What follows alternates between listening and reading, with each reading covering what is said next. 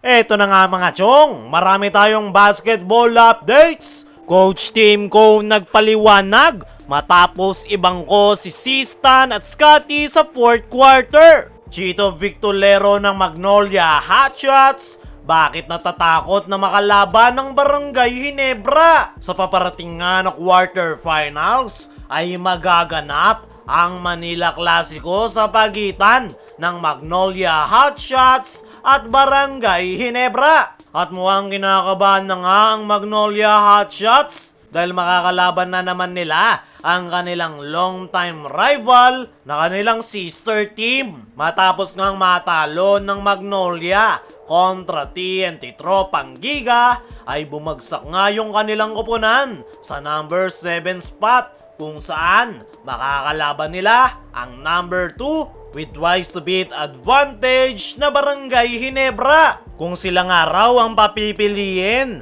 ay ayaw nila na makalaban ang Barangay Ginebra dahil sa twice to beat advantage at gumaganda na rin daw ang laro nito. Pero ngayong Ginebra na ang kanilang makakaharap ay tutukan natin si Chito Victolero sa report ng The Manila Times. Ay wala na nga daw silang magagawa dyan. Hindi na raw nila maiiwasan ang Barangay Ginebra matapos silang matalo sa kanilang huling laro. Wala nga daw silang kontrol sa kung ano ang mangyayari. Ang tanging magagawa na nga lang daw nila ay paghandaan ng paparating na quarterfinals kontra Ginebra at umaasa nga ito na may extend pa nila ang series at makakapwersa ng do or die game. Ayon nga sa naging pahayag na yan ni Chito Victolero ay nasa alanganin ang kanyang koponan ngayong Ginebra ang kanilang makakatapat na mayroon pang daladala na twice to beat advantage. Alam nga raw nila kung ano ang kalibre ng Barangay Ginebra, lalong-lalo na pag pumapasok ng PBA playoffs, kung saan mas dumodoble pa yung kanilang magandang inilalaro. Pero kahit masasabi nilang underdog ang kanilang koponan na Magnolia Hotshots, ay kumpiyansa pa nga rin itong si Chito Victolero sa kanyang koponan. Actually, kaya nga raw nilang sabayan ang Barangay Ginebra dahil alam rin nila na problemado si Coach Tim sa kanyang lineup dahil sa mga injured players. Wala nga rin daw si Jamie Malonzo at kita rin daw nila na nag-i-struggle ang Barangay Ginebra sa kanilang player rotation. At yan nga yung nakikitang advantage nitong si Chito Victolero sa paparating na quarterfinals kontra Barangay Ginebra. Para sa akin mga chong, ay magandang laban ang paparating na Manila Clasico.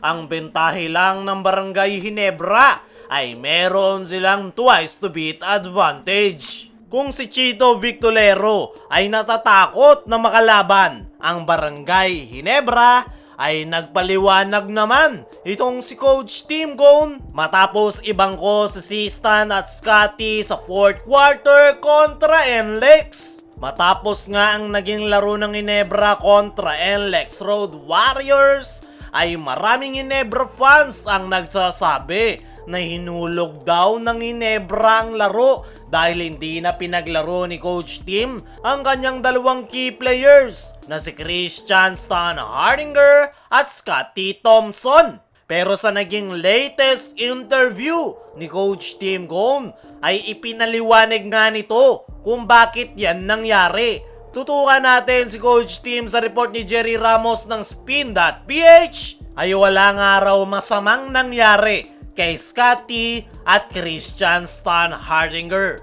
Kinailangan niya lang daw na ilabas ang dalawa para magpakita yung iba namang mga players. Sa nakalipas nga na laro nila kontra NLEX ay 7-minute pang natitira sa fourth quarter noong ilabas si Christian Stan Hardinger. Samantalang si Scotty ay hindi naglaro buong last period. Ayon pa rin kay Coach Tim Cone ay masyado nga daw silang nagre-rely kay Christian Stan Hardinger at Scotty Thompson. Nakakalimutan na daw ng ibang mga players na laruin ang kanilang laro. Kaya napaka-importante daw para sa kanila na lumabas yung laro ni Stanley Pringle nung ilabas ni Coach Tim ang kanyang mga key players. Bukod kay Pringle ay napilitan ring mag-step up sila Japet Aguilar at Maverick Ahan-Misi. At yan nga raw yung point ni Coach Tim Cone kaya hindi niya na pinaglaro si Scotty at Christian Stan Hardinger sa fourth quarter para naman mag-step up ang ibang mga players. Isa pa nga daw sa naging resulta niyan ay nabigyan raw ng pahinga si Scotty at Christian Stan Hardinger. Napaka-importante nga raw para kay Coach Tim na manatiling healthy ang kanyang mga players. Lalong-lalo na itong si Scotty Thompson at Christian Stan Hardinger na napakalaki ng role na ginagampanan sa kanyang sistema na mixed triangle offense.